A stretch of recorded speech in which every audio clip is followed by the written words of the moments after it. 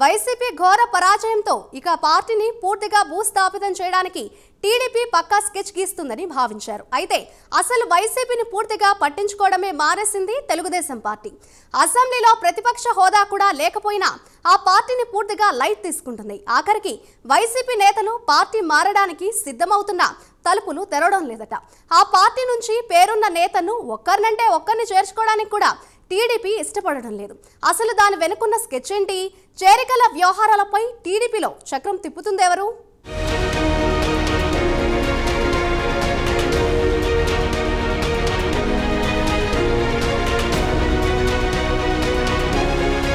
Telugu Desam party తిరిగి bumper మెజారిటీతో అధికారంలోకి వచ్చింది. అదే సమయంలో కేంద్రంలోని ఎన్డీఏ సర్కారులో కూడా టీడీపీ కీలకంగా మారింది. రాష్ట్రంలో కూటమి ప్రభుత్వం ఏర్పడి చంద్రబాబు మంత్రివర్గం ఏర్పాటు చేసినప్పుడు అందరూ ఆశ్చర్యపోయారు. టీడీపీ ఆవిర్భావం తర్వాత పార్టీలో ఉండి చంద్రబాబు వెంట నడుస్తూ వచ్చిన సీనియర్లు ఎవరికీ ఈసారి కేబినెట్ బెర్తులు దక్కలేదు. ఎన్నికల ముందు పార్టీ మారి వచ్చిన ఆనం రామనారాయణ రెడ్డి, పార్థసారథి వంటి సీనియర్లకు మినహా మంత్రివర్గంలో చోటు లభించలేదు.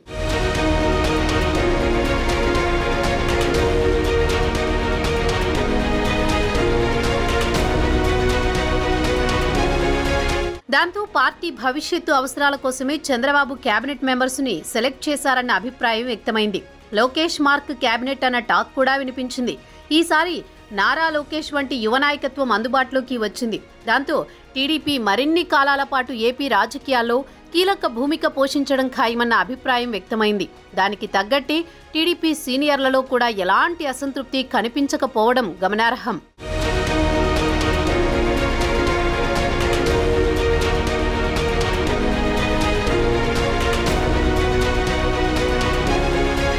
తిరుగులేని మెజారిటీతో కూటమి అధికారంలోకి రావడంతో టీడీపీలో చేరేందుకు వైసీపీ నేతలు చాలా మంది క్యూలో కనిపిస్తున్నారు.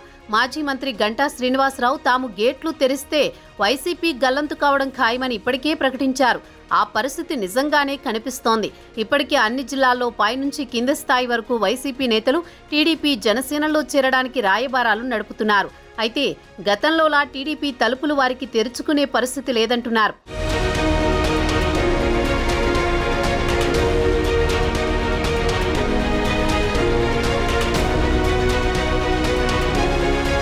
రెండు 2014 నుంచి 2019 మధ్యలో అనేక మంది వైసీపీ నుంచి టీడీపీలో చేరారు. వైసీపీ ఎమ్మెల్యేలను కూడా చేర్చుకున్న చంద్రబాబు జమ్మలమడుగు ఎమ్మెల్యే ఆదినారాయణ రెడ్డి వంటి వారికి మంత్రి పదవులు కూడా కట్టబెట్టారు.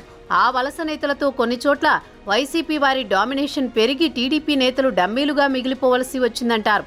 అది కూడా అప్పటి ఎన్నికల్లో టీడీపీ ఓటమికొక కారణంగా చెబుతారు.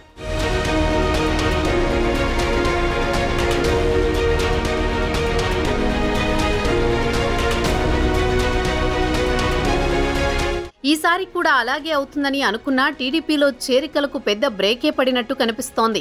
నారా లోకేష్ ఆ వలసలతో ప్రయోజనం లేదని భావిస్తున్నారట. 2014-19తో పోలిస్తే నారా లోకేష్లో రాజకీయ పరిపక్వత స్పష్టంగా కనిపిస్తోంది. అటు మాట తీరు, ఇటు రాజకీయ వ్యూహాల్లో కూడా రాటు తేలారు. 2019 ఎన్నికల్లో మంగళగిరిలో ఓటమి పాలైన ఆయన దాని నుంచి చాలా పాఠాలే నేర్చుకున్నారు. ఆనాడు ఆయన కొంత అనుభవరాహిత్యంతో వైసీపీ నేతల విమర్శలకు గురయ్యారు. మాజీ మంత్రి రోజా వంటి వారు పప్పు అంటూ ఆయనపై చెలరేగిపోయారు. 5 ఏళ్లు ప్రతిపక్ష పాత్ర లోకేష్ను అసలు సిసులు నారావారి వారసుడిగా నిలబెట్టిందన్న అభిప్రాయం వ్యక్తమవుతోంది.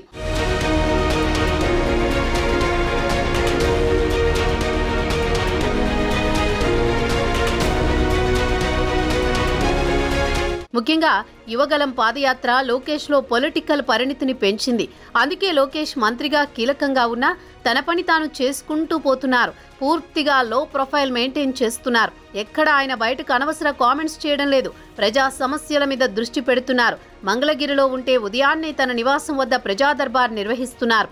అక్కడ ప్రజల సమస్యలను తెలుసుకుంటూ వాటి పరిష్కారానికి మార్గాలు వెంటనే వెతుకుతున్నారు. దాంతో లోకేష్ ప్రజా దర్బార్కి మంచి స్పందన లభిస్తోంది.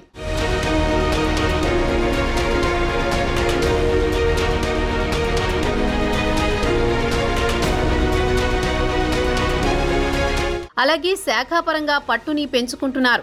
అంతేకాకుండా ఆయన టీడీపీ సంస్థాగత నిర్మాణంపై పూర్తిగా దృష్టి పెడుతున్నారు. వైసీపీ హయాంలో పార్టీలో క్యాడర్ ఇబ్బంది పడింది. అటువంటి వారి వివరాలు అన్నీ సేకరించిన ఆయన గత వైసీపీ ప్రభుత్వంలో టీడీపీ క్యాడర్ని వేధించిన వారిని ఆయన అసలు వదలడం లేదు. క్యాడర్ని కాపాడుకుంటూ వారిలో ఆత్మవిశ్వాసం పెంచుతున్నారు. ఇక టీడీపీలోకి వస్తామని చెబుతున్న నాయకులను ఎక్కడా గ్రీన్ సిగ్నల్ ఇవ్వడం లేదట. ఎంతటి బడా లీడర్ అయినా టీడీపీ అధికారంలో ఉంది కాబట్టి వచ్చి చేరుతామంటే వద్దు అని చెప్పేస్తున్నారట.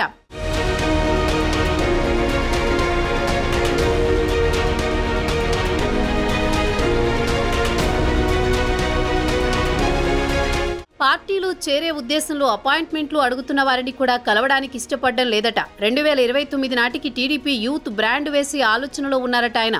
టీడీపీ క్యాడర్ నుంచి అలాంటి లీడర్షిప్ని డెవలప్ చేయాలని చూస్తున్నారట. దాంతో టీడీపీకి ఫిరాయింపు నేతలతో ఇక పని లేదన్నట్టే వ్యవహారం కనిపిస్తోంది. మొత్తం మీద పొలిటికల్ ఎంట్రీ ఇచ్చిన కొత్తలో పార్టీకి మైనస్గా కనిపించిన లోకేష్ ఇప్పుడు తండ్రికి తగ్గ తనయుడు అనిపించుకుంటూ చక్రం తిప్పుతుండడంతో తెలుగు తమ్ముళ్లు తెగ హ్యాపీ అయిపోతున్నారు.